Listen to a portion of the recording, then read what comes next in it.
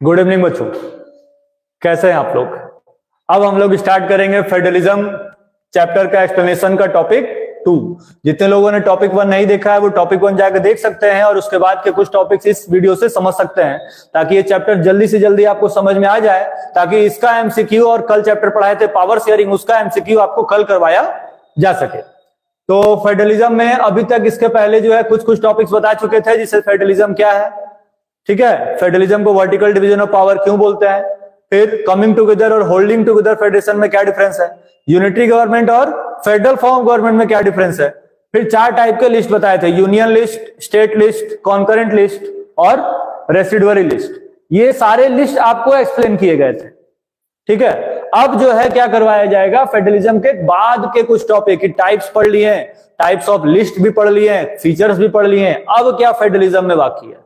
तो फेडरलिज्म में अभी बाकी है कुछ टॉपिक्स जो अभी ध्यान देंगे और यहां पर हम लोग समझेंगे, ठीक है।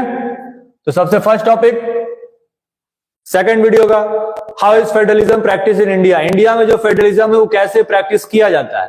तो लिखा हुआ है कि federalism is practised in India in 3 major ways. India में जो फेडरलिज्म प्रैक्टिस किया जाता है उसके 3 तरीके हैं। सबसे पहला क्या है कि formation of states based on their linguistic characteristics. मतलब क्या है, लैंग्वेज के बेसिस पे कैरेक्टरिस्टिक्स, मतलब लैंग्वेज के बेसिस पर किसी भी स्टेट का डिवीजन करना। जब लैंग्वेज के बेसिस पर स्टेट का डिवीजन करेंगे तो उसको हम लोग क्या बोलेंगे, लिंग्विस्टिक कैरेक्टरिस्टिक्स। लैंग्वेज पॉलिसी क्या है, और रीस्ट्रक्चरिंग ऑफ सेंट्रल और स्टेट रिलेशन। तो रीस्ट्रक्चरिंग ऑफ सेंट्रल और स्टेट रिलेशन कल ही आपको बता दिए थे कि सेंट्रल गवर्नमेंट और स्टेट गवर्नमेंट आपस में पावर को शेयर कर लिए हैं और लेवल ऑफ गवर्नमेंट को डिवाइड कर दिए हैं, जिससे क्या हो गया कि सेंट्रल और स्टेट गवर्नमेंट के बीच का रीस्ट्रक्चर हो चुका है। तो हमको समझना क्या क्या है आज, लिंग्विस्टिक कैरेक्टरिस्टिक्स और लैंग्वेज पॉलिसी। जैसे इंडिया में ही अगर हम लोग ध्यान देंगे तो इंडिया का लैंग्वेज पॉलिसी, जब इंडिया इंडिपेंडेंट हुआ तो यहां पर डिवीजन होना स्टार्ट हुआ स्टेट्स का, ठीक है। इंडिया में स्टेट्स का डिवीजन होना स्टार्ट हुआ तो प्रॉब्लम यह आया कि सब सोचने लगे कि डिवीजन करेंगे कौन से बेसिस पे, ठीक, क्या करेंगे, डिवीजन कौन से बेसिस पे करेंगे। तो डिवीजन कौन से बेसिस पे करेंगे, तो इसके लिए बहुत सारे क्राइटेरिया रखे गए हैं कि रिलीजन के बेसिस पे जो है डिवीजन कर दो, ठीक है, कलर के बेसिस पे डिवीजन कर दो, और लैंग्वेज के बेसिस पे डिवीजन कर दो। ये 3 क्राइटेरिया रखे गए। तो रिलीजन के बेसिस पे हम लोग कभी भी डिवीजन तो कर नहीं सकते हैं कि बोल दिया जाएगा कि जो मुस्लिम पर्सन है वो एक जगह रहेंगे, हिंदू पर्सन एक जगह रहेंगे, क्रिश्चियन पर्सन एक जगह रहेंगे, तो ये तो गलत हो जाएगा, ठीक है। पार्शियलिटी ऐसा फील होगा, फिर वही श्रीलंका वाला कंडीशन हो जाएगा। कलर के बेसिस पे करेंगे तो ये पूरी तरीके से अपार्थाइड हो जाएगा। अपार्थाइड आप पढ़े होंगे क्लास 9 में, ठीक है। अफ्रीका में हुआ था, ब्लैक और व्हाइट के बीच में ये प्रॉब्लम चल रहा था, कलर डिस्क्रिमिनेशन, तो ये भी गलत हो जाता। तो यहां पर सबसे अच्छा क्या समझा गया, लैंग्वेज, कि लैंग्वेज के बेसिस पे स्टेट्स को डिवाइड करना शुरू कर दो। तो लैंग्वेज के बेसिस पे स्टेट जो डिवाइड किया गया, सबसे फर्स्ट जो स्टेट डिवाइड किया गया था उसका नाम क्या था, आंध्र प्रदेश। क्या नाम था, आंध्र प्रदेश। मतलब फर्स्ट स्टेट जो लैंग्वेज के बेसिस पे डिवाइड किया गया उसका नाम क्या है, आंध्र प्रदेश है, ठीक है।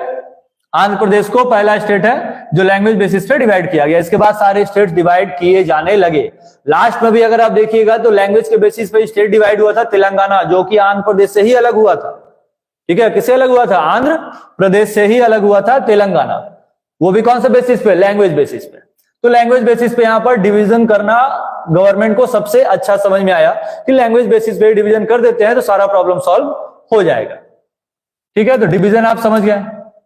उसके बाद क्या लिखा हुआ है, लिंग्विस्टिक स्टेट, सबसे पहला कैरेक्टरिस्टिक्स। तो लिखा है कि the establishment of the linguistic states was a big step forward in our country democratic politics. मतलब लिंग्विस्टिक स्टेट्स, लैंग्वेज के बेसिस पर स्टेट को डिवाइड करना सबसे अच्छा, ठीक है, सबसे आइडियल स्टेप माना गया, ताकि कंट्री का डेमोक्रेटिक स्टेटस बना रहे, कंट्री में सिविल वॉर भी ना हो, पावर भी शेयर्ड हो जाए और कंट्री का इकोनॉमिक कंडीशन भी सही रहे। फिर लिखा हुआ है कि the boundaries of the numerous historic Indian states were modified इन 1947। अब जो बाउंड्री था इंडियन स्टेट्स का, हर स्टेट का अपना अलग अलग एरिया है, उस एरिया को मॉडिफाई किया गया कब, 1947 में, ताकि जितने भी इंडिविजुअल्स हैं, जितने भी लोग हैं, वो सेम लैंग्वेज बोलने वाले लोग सेम स्टेट में रह सके, ताकि उन लोगों को आपस में बातचीत करने में कोई दिक्कत ना समझ में आए। क्योंकि अगर उन लोगों को बातचीत करने में कोई दिक्कत समझ में आएगा तो दिक्कत तो होगा ही। फिर वही प्रॉब्लम जो बेल्जियम में हो रहा था कि कहीं डच बोल रहे हैं, कहीं फ्रेंच बोल रहे हैं, कहीं जर्मन बोल रहे हैं, फिर आपस में सिविल वॉर शुरू हो जाएगा। तो उस प्रॉब्लम को देखते हुए गवर्नमेंट क्या किया, एक एरिया डिसाइड कर दिया कि ये एरिया या आंध्र प्रदेश का है। अब इतने एरिया में वही लोग रहेंगे जो आंध्र प्रदेश में सिंगल जो सेम लैंग्वेज है, कॉमन लैंग्वेज, वो बोलेंगे, ताकि उन सब में कोई पार्शियलिटी ना हो। ठीक है। फिर लिखा हुआ है कि some state such as Nagaland, Uttarakhand and Jharkhand were form to respect cultural, ethnic और ज्योग्राफिकल डायवर्सिटी। कुछ ऐसे भी स्टेट्स बनाए गए जैसे नागालैंड। तो नागालैंड का स्टेट लैंग्वेज क्या है? नागालैंड का स्टेट लैंग्वेज क्या है? इंग्लिश है। ठीक है, नागालैंड का स्टेट लैंग्वेज क्या है? इंग्लिश। उत्तराखंड, झारखंड, ये अलग अलग स्टेट्स बनाए गए हैं जो कल्चरल और एथनिक डिस्क्रिप्शन और डिवीजन को एक्सप्लेन किए, ताकि उन सबका जो कल्चर है, जो एथनिक कॉम्पोजिशन है, जो ज्योग्राफिकल एरिया है, वो डिवाइड ना हो। क्योंकि अगर एक पर्टिकुलर लैंग्वेज बोलने वाला पर्सन दूसरे स्टेट में जाता है जहां पर उस लैंग्वेज को समझने बोलने वाले लोग नहीं है, तो प्रॉब्लम दोनों को होगा। जो पर्सन उस स्टेट से गया है और जहां पर गया है, दोनों लोग उसको प्रॉब्लम को फेस करेंगे। It aided in uniting the country and making governance easier. इसके वजह से क्या हुआ, पूरा कंट्री यूनाइट भी हो गया कि जब अलग अलग लैंग्वेज बोलने वाले लोग एक ही स्टेट में हैं तो वही स्टेट में जाके रहेंगे। ठीक है, और पूरा कंट्री यूनाइट भी रहेगा, क्योंकि यहाँ पर जो लैंग्वेज है वो ना ही रिलीजन को डिस्क्रिमिनेट किया, ना ही कलर को डिस्क्रिमिनेट किया, ना ही कास्ट को। यहाँ पर डिस्क्रिमिनेशन खत्म किया गया। ठीक है, किसका यूज करके? लैंग्वेज का यूज करके। तो इसलिए जो है लिंग्विस्टिक स्टेट जो है फेडरलिज्म गवर्नमेंट के अंडर में लिया गया सबसे बेस्ट डिसीजन है। ठीक है। फिर लिखा है what is language policy. Language policy क्या है? तो लिखा है language policy has been defined in a number of ways. Language policy को बहुत सारे तरीके से डिफाइन कर सकते हैं। A language policy is a body of ideas, laws, regulations, rules and practices intended to achieve the planned language change in the societies, group और system. ठीक है, मतलब लैंग्वेज पॉलिसी क्या लिखा हुआ है? एक ऐसा बॉडी है जो आइडियाज, लॉज, रेगुलेशंस, रूल्स सब कुछ लाएगा, लेकिन कौन से बेसिस पे? प्लान्ड लैंग्वेज के बेसिस पे। जैसे हम लोग अभी हर स्टेट में एक पर्टिकुलर अलग अलग स्टेट लैंग्वेज का यूज किया जा रहा है, लेकिन जो ऑफिशियल लैंग्वेज है, ऑफिशियल लैंग्वेज है, वो किसको रखा गया है? इंग्लिश को। किसको रखा गया है? इंग्लिश। जैसे मान लेते हैं कि हम लोग कोई एग्जाम देने जाते हैं, बोर्ड एग्जाम आप लोग का है। अब आप बोर्ड एग्जाम देने जाइएगा, तो बोर्ड एग्जाम देने जाएंगे तो जो बच्चे सीबीएसई से रजिस्टर्ड हैं, ठीक है, सीबीएसई बोर्ड से रजिस्टर्ड है, जल्दी से आप सीबीएसई का फुल फॉर्म कमेंट करके बताइए कि सीबीएसई का फुल फॉर्म क्या है। तो जो बच्चे सीबीएसई रजिस्टर्ड हैं वो पूरे इंडिया में कहीं पर भी एग्जाम देंगे। ठीक है, चाहे वेस्ट बंगाल में एग्जाम देंगे, झारखंड में देंगे, यूपी में देंगे, या तो दिल्ली में देंगे, कहीं पर भी जो सीबीएसई बोर्ड से रजिस्टर्ड एग्जाम, जो बच्चे सीबीएसई बोर्ड से रजिस्टर्ड है वो एग्जाम देंगे, तो उनका पेपर सेम रहेगा। तो जो क्वेश्चन पेपर आएगा वो दो अलग अलग लैंग्वेजेस में आएगा। जैसे वेस्ट बंगाल में है तो एक लैंग्वेज उसमें बंगाली लिखा रहेगा, मतलब क्वेश्चन बंगाली में भी रहेगा प्लस इंग्लिश में रहेगा। ठीक है, यहां पर Hindi plus English, Hindi plus English, Hindi plus English. तो हर स्टेट का जो पर्टिकुलर लैंग्वेज है वो प्लस एक ऑफिशियल लैंग्वेज, और ये भी लिखा रहेगा कि अगर बंगाली और हिंदी हिंदी हिंदी हिंदी जो भी है, ठीक है, इस लैंग्वेज में अगर क्वेश्चंस में कोई भी फॉल्ट होता है तो इंग्लिश वर्जन जो क्वेश्चन लिखा हुआ है वो सही होगा। ठीक है, अगर बंगाली में कुछ भी मिस्टेक होता है तो वो ध्यान नहीं दिया जाएगा। ठीक है, एज वेल इंग्लिश में वो गलत ना हो, इसलिए जो है ऑफिशियल लैंग्वेज बनाया गया है ताकि ये प्रॉब्लम सॉल्व हो सके। और भी बहुत सारे प्रॉब्लम सॉल्व होंगे, जैसे स्टेट गवर्नमेंट, ठीक है, दूसरा स्टेट गवर्नमेंट, सेंट्रल गवर्नमेंट, ये सारे गवर्नमेंट के हैं। ठीक, अब जैसे उड़ीसा में जो स्टेट गवर्नमेंट है तो उसमें जो बातचीत होगा वो तो उड़िया में होगा। किसमें होगा? उड़िया में। ठीक है, अब वेस्ट बंगाल में जो बातचीत करेंगे वहां के लोग वो तो बंगाली में करेंगे। तो प्रॉब्लम कैसे सॉल्व होगा? वेस्ट बंगाल का लैंग्वेज ना ही उड़ीसा वाले पर्सन को समझ में आएगा, ना ही उड़ीसा वाला लैंग्वेज वेस्ट बंगाल के पर्सन को समझ में आएगा। तो यहां पर क्या बोल दिया गया कि आपको जो भी प्रॉब्लम सॉल्व करवाना है आप उसको इंग्लिश में कन्वर्सेट कीजिए। ठीक है, कम्युनिकेट किस फॉर्म में कीजिए, इंग्लिश के फॉर्म में, ताकि दोनों को एक दूसरे का लैंग्वेज समझ में आए और प्रॉब्लम सॉल्व हो जाए। तो सेंट्रल गवर्नमेंट यही करता है। अब सेंट्रल गवर्नमेंट में जैसे सुप्रीम कोर्ट है, सुप्रीम कोर्ट, और इन सबके पास जो था वो मान लेते हैं हाई कोर्ट है, हाई कोर्ट। इसमें भी अगर कोई प्रॉब्लम सॉल्व होगा तो हाई कोर्ट में जो भी प्रॉब्लम्स हैं उस पर्टिकुलर प्रॉब्लम को सॉल्व करने के लिए इंग्लिश लैंग्वेज का यूज किया जाएगा। और हाई कोर्ट और सुप्रीम कोर्ट में कोई कन्वर्सेशन होता है, कम्युनिकेशन होता है, तब भी वो इंग्लिश में ही सॉल्व किया जाएगा जब तक उनको वहां का लोकल लैंग्वेज समझ में ना आ जाए। इसलिए किसी भी कंट्री में, उस कंट्री में कभी भी नेशनल लैंग्वेज नहीं होता है। कौन सा लैंग्वेज होता है? Official language.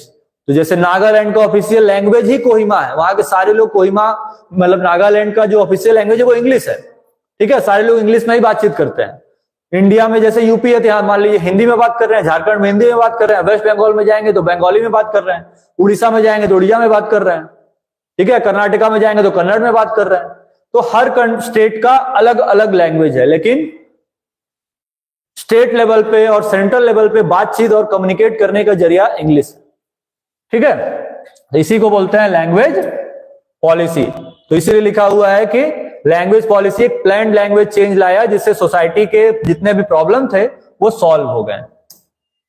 ठीक है, अब इसके बाद फिर लैंग्वेज पॉलिसी लिखा हुआ है कि although Hindi was designed as the designated as the official language, Hindi को डिजिग्नेटेड किया गया official language. No language was designated as the national language, मतलब किसी भी लैंग्वेज को नेशनल लैंग्वेज नहीं बोला जाता है। Aside from Hindi, the Constitution recognized 21 additional languages as scheduled languages. Hindi के अलावा और 21 additional languages लाए गए हैं ताकि आपस में बातचीत करने में कोई प्रॉब्लम ना हो। अब most powerful language in the world, India में जैसे मान लेते हैं कि हम लोग हिंदी में बात कर रहे हैं, तो इंडिया में जितना पॉपुलेशन है उसके सारे लोग हिंदी में बातचीत करते ही नहीं है। सबसे बड़ा बात यह है, इसीलिए किसी कंट्री का ऑफिशियल लैंग्वेज होता है, ना कि वहां का नेशनल लैंग्वेज होता है। नेशनल लैंग्वेज मतलब एक ऐसा लैंग्वेज जिसमें उस लैंग्वेज में पूरे कंट्री के लोग बात कर रहे हैं, तो ऐसा कोई लैंग्वेज है ही नहीं। तो मोस्ट पावरफुल लैंग्वेज, पूरे वर्ल्ड में सबसे ज्यादा कौन सा लैंग्वेज यूज किया जाता है? तो पूरे वर्ल्ड में सबसे ज्यादा कौन सा लैंग्वेज यूज किया जाता है? हिंदी? नहीं नहीं नहीं, हिंदी नहीं है। हिंदी पूरे वर्ल्ड में यूज नहीं किया जाता, हिंदी 3rd नंबर पर आता है। ठीक है, 1st नंबर पे कौन आता है? 1st नंबर पर कौन आता है? इंग्लिश। पूरे वर्ल्ड में 1.5 बिलियन लोग इंग्लिश में कन्वर्सेट करते हैं, मतलब कम्युनिकेट करते हैं। 2nd में कौन है? मैंडरीन। मैंडरीन चाइना का लैंग्वेज है, इसको चाइनीज मैंडरीन लैंग्वेज बोलते हैं। 1.1 बिलियन लोग मैंडरीन का यूज करते हैं। और बच गया कौन सा? 3rd नंबर पे कौन है? हिंदी। हिंदी कितने लोग यूज करते हैं? सिर्फ 610 मिलियन, मतलब 1 बिलियन भी नहीं है। तो हिंदी कौन सा नंबर पे आया?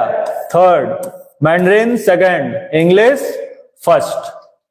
ठीक है, बाकी यहां पर लिखे हुए हैं, आप उसको देख सकते हैं, लेकिन सबसे मेजर ये है, ये 1 है, ये 2 है और ये 3 है, ये 4 है, 5 है, 6 है, 7, 8, 9, 10, 11, 12 ऐसा। लेकिन सबसे ज्यादा जो लैंग्वेज पूरे वर्ल्ड में यूज किया जाता है वो इंग्लिश है। और हिंदी कौन से नंबर पर है? 3rd नंबर पर। उसके बाद लिखा है व्हाट इज डिसेंट्रलाइजेशन। डिसेंट्रलाइजेशन देखिए, सेंट्रलाइजेशन और डिसेंट्रलाइजेशन अलग है। डिसेंट्रलाइजेशन का मतलब जब पावर को सेंट्रल गवर्नमेंट से लेकर स्टेट गवर्नमेंट और लोकल गवर्नमेंट में डिस्ट्रीब्यूट कर दिया जाएगा, तब हम लोग उसको बोलेंगे डिसेंट्रलाइजेशन। तो लिखा है कि decentralization refers to the process by which power is transferred from the federal and state government and distributed to local government. मतलब जब सेंट्रल गवर्नमेंट से पावर को छीनेंगे, स्टेट गवर्नमेंट और लोकल गवर्नमेंट में बांटेंगे, इसी को बोलेंगे डिसेंट्रलाइजेशन। ठीक है, अब और भी कुछ पॉइंट्स लिखे हैं डिसेंट्रलाइजेशन में। डिसेंट्रलाइजेशन क्यों लाया गया, ऐसा क्यों किया गया? तो क्या लिखा हुआ है कि this proposal was considered since many problems and concerns are better resolved and addressed at the local level than at the state और federal level. As a result various local institutions were established to care for them. मतलब local areas में development कराने के लिए, local लोगों को develop कराने के लिए, या उनका जो प्रॉब्लम है उसको सॉल्व करने के लिए कोई भी यहां पर पहले सुविधा अवेलेबल नहीं था। तो यहां पर क्या किया गया? लोकल गवर्नमेंट खुद डिमांड किया कि हमारे पास भी पावर होना चाहिए ताकि हम लोग अपने प्रॉब्लम को सॉल्व कर सके, अपने एरिया का डेवलपमेंट करा सके। तो गवर्नमेंट को यह समझ में आया कि डायरेक्ट क्या करते हैं कि पावर को सेंट्रल से स्टेट गवर्नमेंट और स्टेट गवर्नमेंट से लोकल गवर्नमेंट में ट्रांसफर कर देते हैं। द इंडियन गवर्नमेंट टूक दिस मूव इन 1992। अब गवर्नमेंट ऐसा स्टेप कब उठाया? 1992 में। And the constitution was change, और कॉन्स्टिट्यूशन में चेंज किया गया। और कौन सा लेवल इंट्रोड्यूस किया गया? The third level. कौन सा लेवल? The third level.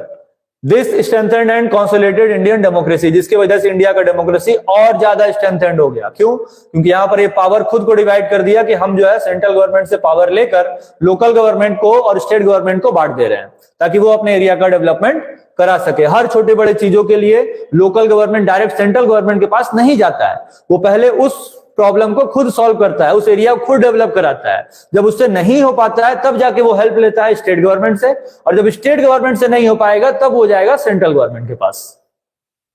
फिर लिखा है the following actions were done to bring this to power efficiently, regular elections for these local bodies are now required.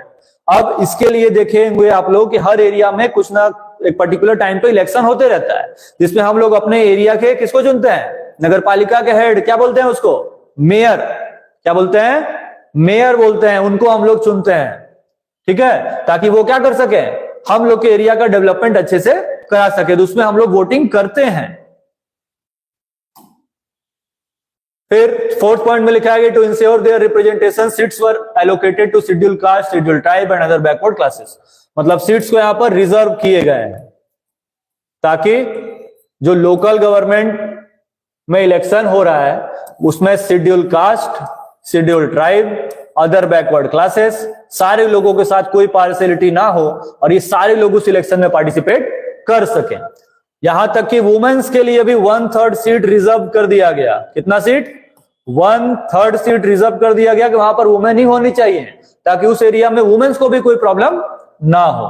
A state election commission was also formed to oversee the election। अब एक state election commission बना दिया गया ताकि problem को solve किया जा सके, इलेक्शन करवाने में कोई प्रॉब्लम ना हो। तो अब आ जाएंगे हम लोग इलेक्शन कमीशन की तरफ। कहां पर? Election commission. इलेक्शन कमीशन का मतलब एक ऐसा गवर्नमेंटेड बॉडी, ठीक है, एक ऐसा गवर्नमेंटेड बॉडी जो इंडिया में क्या कराएगा? इलेक्शन करवाएगा। क्या करवाएगा? इलेक्शन। अब चाहे वो इलेक्शन जनरल इलेक्शन हो या वो इलेक्शन बाय इलेक्शन हो, ये दोनों इलेक्शन करवाता है। कौन करवाता है? Election commission. अब इलेक्शन कमीशन का जो हेड होता है उसको बोलते हैं सीईसी। क्या होता है? सीईसी मतलब चीफ इलेक्शन कमिश्नर। और जो चीफ इलेक्शन कमिश्नर है वही चीफ इलेक्शन कमिश्नर पूरे कंट्री के लिए इलेक्शन करवाने का अथॉरिटी रखता है। प्लस जो सीईसी है ये किसी को आंसरेबल नहीं है, नॉन आंसरेबल। ठीक है, नॉन आंसरेबल पोस्ट है ये किसी को भी आंसर देने के लिए रिस्पॉन्सिबल नहीं है, चाहे कोई भी क्वेश्चन पूछे। यहां तक कि प्रेसिडेंट भी पूछ ले तब भी ये उसको आंसर देने के लिए बिल्कुल रिस्पॉन्सिबल नहीं है कि आप जो पूछ रहे हैं हम उसका आंसर क्यों दें। ठीक है, वो उनके ऊपर है कि आंसर दे भी सकते हैं और नहीं भी दे सकते हैं। ठीक है, जबकि सीईसी को चुनते कौन है? प्रेसिडेंट ही चुनते हैं। लेकिन ऐसा पोस्ट है कि एक बार सीईसी बन गए तो हम प्रेसिडेंट को भी आंसर देंगे कि नहीं देंगे वो मेरे ऊपर डिपेंड करता है। अब जो इलेक्शन कमिश्नर है, ठीक है, जो कौन है? Election commission. अब इलेक्शन कमीशन सिर्फ कंट्री के लिए नहीं है। कंट्री के लिए मतलब क्या? Central government. सेंट्रल के लिए जो चीफ इलेक्शन कमिश्नर है वो अलग है, और ये छोटे फॉर्म में डिवाइड होता है इलेक्शन कमिश्नर में। जो स्टेट इलेक्शन कमिश्नर्स कहलाते हैं, पर्टिकुलर स्टेट का इलेक्शन करवाएंगे। ठीक है, तो ये दोनों अलग अलग हो गए, ये पूरे कंट्री के लिए और वो स्टेट के लिए। और हम क्या बोल रहे थे कि ये प्रेसिडेंट को आंसरेबल नहीं है। क्यों? मान लेते हैं कि इलेक्शन हुआ, ठीक है, इलेक्शन हुआ, तो इलेक्शन तो आप पढ़े होंगे कि ये फ्री एंड फेयर होता है। फ्री तो पता ही है कि इसमें हम लोग को पैसा देना नहीं है वोट करने में, लेकिन फेयर का मतलब यहां पर कोई गलत तरीके से इलेक्शन नहीं होना चाहिए। ये हम लोग पार्टी ए को वोट दे रहे हैं लेकिन वोट किसको जा रहा है? बी को। तो अगर इसका इंफॉर्मेशन पता चल गया किसको? चीफ इलेक्शन कमिश्नर, तो वो वहां के इलेक्शन को कैंसिल करवा देगा। इलेक्शन क्या हो जाएगा वहां का? कैंसल्ड। और जैसे इलेक्शन कैंसल्ड हुआ मतलब फिर से दोबारा इलेक्शन करवाने का रिस्पॉन्सिबिलिटी उसी का, इलेक्शन कमिश्नर का। अब चाहे स्टेट इलेक्शन कमिश्नर हो चाहे चीफ इलेक्शन कमिश्नर हो, मतलब सेंट्रल इलेक्शन कमिश्नर हो। ठीक है, तो दोनों कंडीशन में अगर इलेक्शन कैंसिल होता है तो इलेक्शन तो कैंसिल करवा देगा, फिर से इलेक्शन भी करवाएगा, लेकिन कोई उससे पूछ नहीं सकता है कि आप ऐसा क्यों करवाएं, आप इलेक्शन को कैंसिल क्यों करवाएं? क्योंकि वहां पर इलेक्शन फेयर नहीं था। ठीक है, अब इसमें कुछ पॉइंट्स और हैं, हाँ 6 पॉइंट लिखा हुआ है कि स्टेट इलेक्शन कमीशन बनाया गया था ताकि स्टेट इलेक्शन करवाया जा सके। Municipal government were allocated a portion of the state government power and money.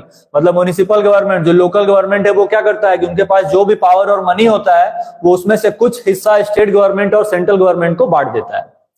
Each village has its own local government. Her village का अपना अलग अलग लोकल गवर्नमेंट है। जैसे पंचायत, अब अगर शहर का एरिया है तो म्युनिसिपैलिटी, लेकिन गांव का एरिया है तब उस लोकल गवर्नमेंट को क्या बोलेंगे? पंचायत बोलेंगे।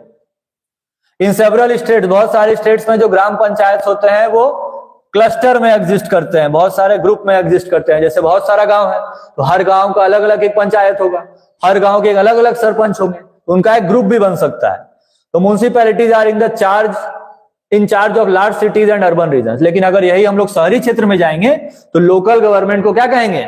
म्युनिसिपैलिटी। और अगर गांव वाले एरियाज में जाएंगे तो लोकल गवर्नमेंट को क्या बोलेंगे? पंचायती राज। क्या बोलेंगे? पंचायती राज। ठीक है, अब चलते हैं नेक्स्ट टॉपिक की तरफ। नेक्स्ट टॉपिक कहां गया? अच्छा, ओहो, बस 2 टॉपिक और है।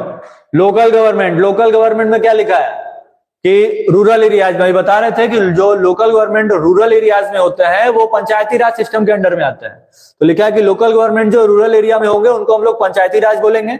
इस सिस्टम में जो विलेजेस होते हैं या ग्रुप ऑफ विलेजेस होते हैं वो ग्राम सभा में ग्रुप बना लेते हैं। And adults of the gram sabha elect a council consisting of panch and a president called sarpanch. मतलब उसके जो मेंबर्स होंगे वो लोग ग्रुप बनाएंगे 5 लोगों का, पंच, और उसमें से क्या रहेगा? एक सरपंच, मतलब उन सबका हेड। ठीक है, तो सबसे लोएस्ट लेवल पे देखते हैं। तो सबसे लोएस्ट लेवल पे क्या होगा? ग्राम पंचायत। विलेज लेवल पे ढेर सारे विलेजेस का ग्रुप, ब्लॉक लेवल तो क्या बन जाएगा? पंचायत समिति। ढेर सारे ब्लॉक का ग्रुप, डिस्ट्रिक्ट लेवल, तब क्या बन जाएगा? जिला परिषद। तो जो जिला का जो नाम है वो जिला परिषद है, उसके अंदर जितने ब्लॉक्स हैं वो पंचायत समिति है, उसके अंदर जितने विलेजेस हैं वो ग्राम पंचायत है। तो ग्राम पंचायत का जो हेड होगा वो सरपंच, ब्लॉक लेवल का जो हेड होगा उसको क्या बोलेंगे? ब्लॉक डेवलपमेंट ऑफिसर, BDO, और उसके बाद जो जिला परिषद का हेड होगा वो डिस्ट्रिक्ट लेवल पे जाएगा। ठीक है, तो ये लोकल गवर्नमेंट हो गया कहां का? रूरल एरिया का। अब चलेंगे अर्बन एरिया की तरफ। तो लिखा हुआ है कि local government in small towns is called municipality. Same वही है, बस यहां पर क्या करना है? यहां पर क्या करना है? यहां पर करना यह है कि जो रूरल एरिया था, रूरल एरिया में क्या बोलते थे उनको? ग्राम पंचायत, मतलब पंचायती राज। लेकिन अगर अर्बन एरियाज में जाएंगे तो उनको बोलेंगे म्युनिसिपैलिटी। और बिग सिटीज में इसी म्युनिसिपैलिटी को बोलते हैं म्युनिसिपल कॉर्पोरेशन। जैसे कम पॉपुलेशन वाला शहरी एरिया है तो म्युनिसिपैलिटी से काम चल जाएगा, लेकिन बहुत ज्यादा पॉपुलेशन है तो वहां पर म्युनिसिपल कॉर्पोरेशन होगा, जिसके अंदर ढेर सारा म्युनिसिपैलिटी आएगा, ढेर सारा नगर पालिका आएगा।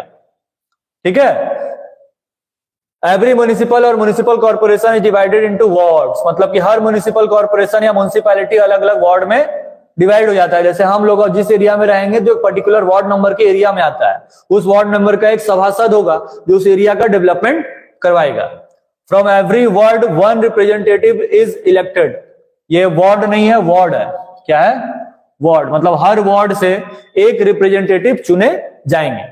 This elected representative controls the municipal corporation. और वो क्या करेंगे? म्युनिसिपल कॉर्पोरेशन को कंट्रोल करेंगे। कंट्रोल करने का मतलब अपने एरिया का डेवलपमेंट करवाएंगे और दूसरे सभासद के एरिया में जाके कोई भी इधर उधर का काम नहीं करेंगे। अगर वो सभासद वहां का डेवलपमेंट नहीं करवा रहा है तब जाके कुछ वो कर सकता है, उसको बोल सकता है कि भाई आप वहां का डेवलपमेंट क्यों नहीं करवा रहे हैं, गवर्नमेंट यहां से फंड भेजी है, लेकिन उसके एरिया का डेवलपमेंट वो नहीं करवा सकता क्योंकि वहां के लोग उसको चुने नहीं है। तो ये क्या था? Local government in urban areas. इसके पहले क्या पढ़े थे? Local government in rural areas. तो फेडरलिज्म से ये रिलेटेड कुछ लास्ट टॉपिक्स थे। बाकी सारे टॉपिक्स आपको टॉपिक 1 में हम बता चुके हैं। ये इस चैप्टर का लास्ट वीडियो था, टॉपिक 2, मतलब फेडरलिज्म खत्म। अब क्या करना है हम लोग को? इस चैप्टर को आपको दोबारा पढ़ना है। ठीक है, कॉपी पे ना लिखे वो ठीक है, लेकिन आपको ये पूरा फिर से समझना है। फिर हम लोग कल क्या करेंगे? इसी चैप्टर पे एक MCQ बनाएंगे, 10 MCQ प्लस 5 बोर्ड एग्जाम के इंपॉर्टेंट क्वेश्चंस, और कल जो चैप्टर पढ़ाए थे कौन सा, कल पढ़ाए थे पावर शेयरिंग। पावर शेयरिंग का भी 10 MCQ प्लस 5 एक्स्ट्रा क्वेश्चंस। ठीक है, ये सारे चीज आपको कल करवाए जाएंगे। प्लस एसएसटी के रिलेटेड एक नया चैप्टर कल पढ़ाया जाएगा, कल पढ़ाया जाएगा इकोनॉमिक्स का 2nd चैप्टर। तो तब तक के लिए बने रहिए हमारे चैनल पर, तब तक के लिए बाय बाय।